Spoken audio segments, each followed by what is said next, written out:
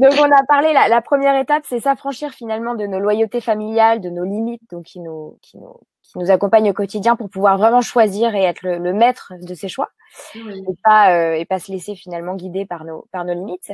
Ensuite, on a parlé des blessures émotionnelles, l'abandon, le rejet, qu'est-ce que c'est et en quoi on peut finalement la transformer en un cadeau.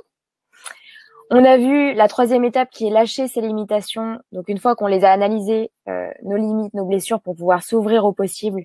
Et c'est là qu'on peut enfin trouver son potentiel, qui est illimité, t'en parles très bien.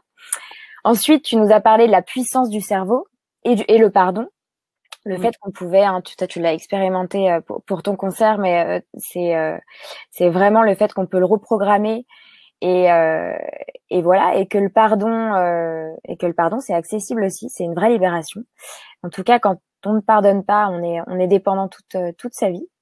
Et puis, du coup, la dernière étape, c'est finalement du coup de passer de la colère à la puissance, alors que ce soit une colère exprimée ou finalement une colère non exprimée qui peut. Dans le chat, on avait des gens qui nous demandaient si la colère, ça pouvait être une tristesse ou des choses comme ça. Oui, c'est pas forcément une colère où on hurle, ça peut être, elle s'exprime de différentes manières. Derrière la colère, il peut y avoir de la tristesse, ou derrière Ouais. la tristesse, il peut y avoir aussi de la colère. Ça,